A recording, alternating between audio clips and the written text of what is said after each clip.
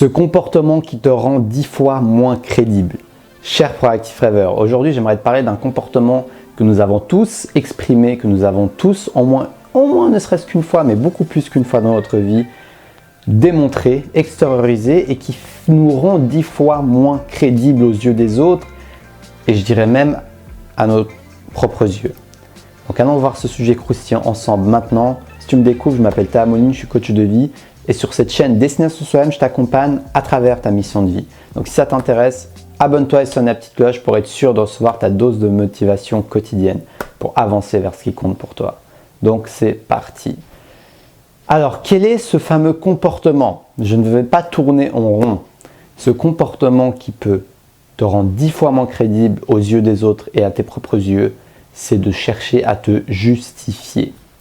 Et comme je te l'ai dit, ça nous arrivait à tous de nous justifier, de vouloir montrer notre valeur, de vouloir prouver à l'autre que nous sommes une personne bien, que nous sommes une personne qui réussit, ou que nous sommes une personne qui fait ceci, qui fait cela, qui est comme ceci, qui est comme cela. Et ça vient de quoi? La recherche de la validation de l'autre. À ce moment précis, en tout cas à ce moment précis, nous cherchons à tout prix à exister aux yeux de l'autre. Son regard est plus important que notre propre regard à cet instant. C'est pour ça que je précise à cet instant, parce que c'est humain de se justifier en même temps.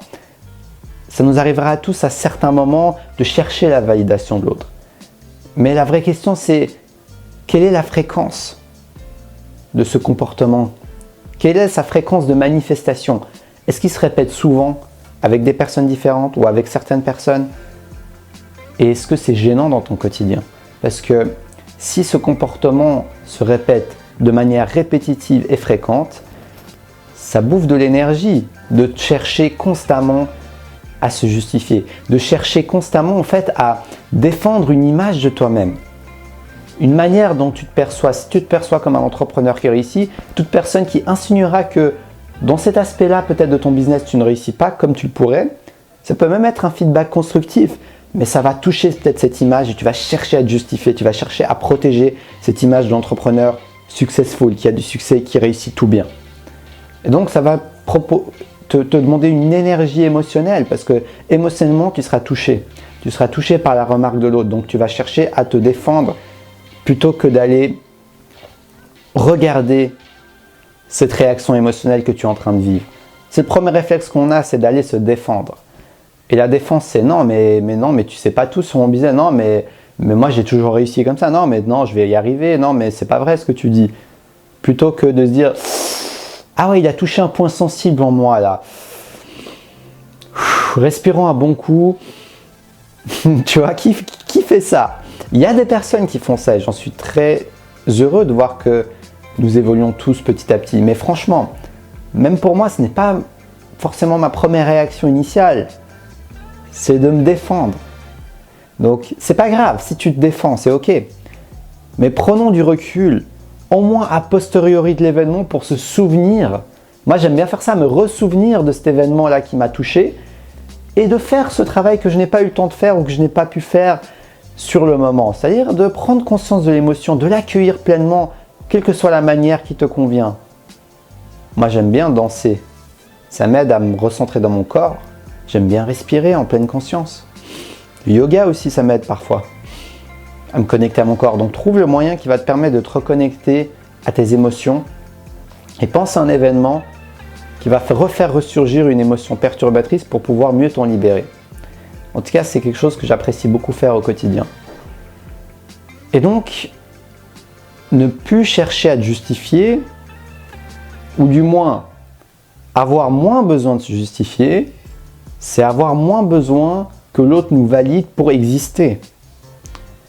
C'est qu'on a moins besoin que l'autre nous dise « oui, tu peux le faire, oui, c'est bien » pour pouvoir avancer. Et ça, je peux te dire que tu te sens bien plus léger. C'est comme si tu jetais des gros rochers de 10 kilos que tu portais pendant des années et tout d'un coup tu te dis mais purée, je n'étais pas au courant que j'étais aussi léger à force de porter ces rochers constamment jour après jour. Je ne me rendais même pas compte à quel point j'étais léger, que la vie pouvait être légère, que je peux me déplacer, que je peux flotter, nager, que je peux peut-être même m'envoler si tu es rêveur. Mais en tout cas, accorde-toi cette légèreté en prenant conscience des causes qui font en sorte que tu cherches à te justifier.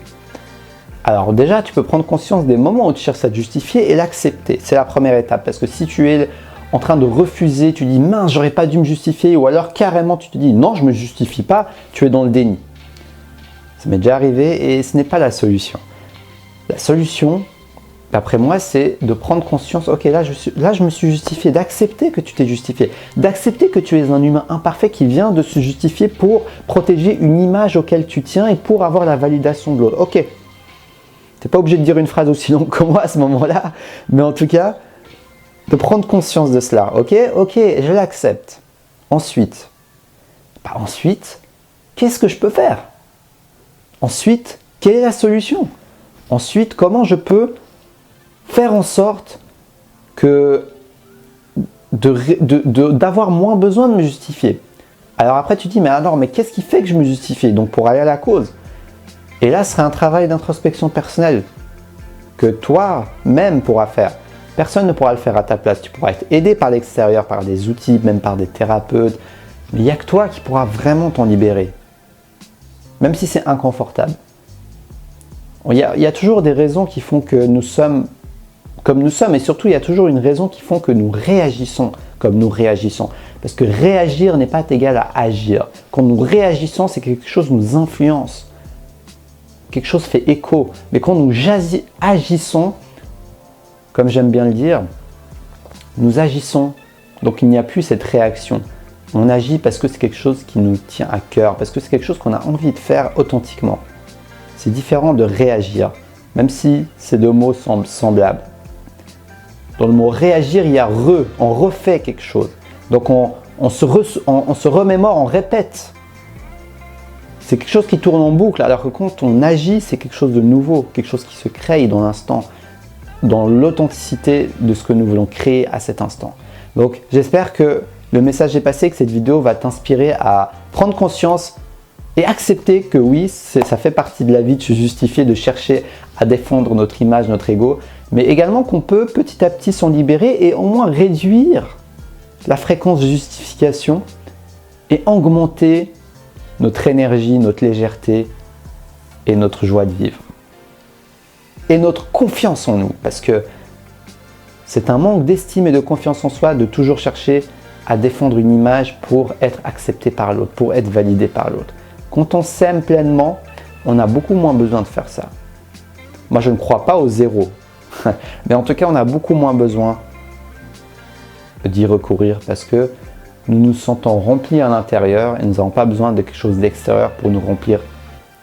Ça devient un bonus, ça devient quelque chose de plaisant, un plaisir, la validation de l'autre ou les plaisirs. Mais ça ne devient pas le centre de notre vie. Ça ne devient pas une obligation, ça ne devient pas un besoin vital comme de l'oxygène que tu aurais besoin de respirer instant après instant. Tu trouves ton propre oxygène en toi, ce qui fait que tu as beaucoup moins besoin de l'oxygène d'autrui. Et au final, c'est étouffant parce que si tu prends l'oxygène d'autrui en cherchant à tout prix leur validation, tu risques d'asphyxier les gens autour de toi. Tu vois, tu as déjà remarqué quand tu cherches beaucoup à validation de l'autre, la personne peut se sentir agacée, étouffée. Et c'est tout à fait compréhensible dans cette métaphore. Tu aspires son oxygène. Donc laisse l'oxygène à l'autre. Respire à travers ton propre oxygène parce que tu es dans l'abondance. Tu en as beaucoup plus que tu peux le croire en toi. Il faut juste déblayer le terrain pour que tu puisses prendre conscience de ta lumière, de ton oxygène pour que tu puisses être beaucoup plus autonome. Ce qui ne t'empêche pas de te connecter aux autres, d'être lié aux autres, de partager, d'échanger, de demander l'avis des autres. Mais ça viendra d'un état d'esprit beaucoup plus stable, beaucoup plus confiant, beaucoup plus souriant et beaucoup plus inspirant, j'ai envie de dire. J'espère que cette vidéo t'a inspiré. Si c'est le cas, mets-moi un pouce en l'air, ça me fera très plaisir que tu m'aides à faire connaître cette chaîne YouTube et mes vidéos, que je fais un véritable plaisir de partager jour après jour, pour t'aider à te connecter à ta flamme intérieure et à la partager dans ta mission de vie. Dis-moi ce que tu en penses dans les commentaires, clique sur s'abonner et sonne la petite cloche pour recevoir mes nouvelles vidéos au quotidien. Et sur Instagram, je t'écris des articles motivants au quotidien qui prennent moins d'une minute à lire. N'hésite pas à rejoindre la communauté pour ta dose de motivation quotidienne. Sur ce, je te souhaite une très belle fin de journée. Je suis toujours disponible pour mes prestations de coaching. Tu me contactes dans les commentaires ou via les réseaux sociaux ou dans le lien dans la description. Tu peux me faire un don, il y a également un lien si tu as envie de soutenir mon travail. Tout don est le bienvenu.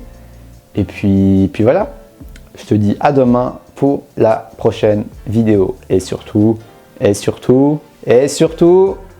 reste connecté à ta flamme intérieure.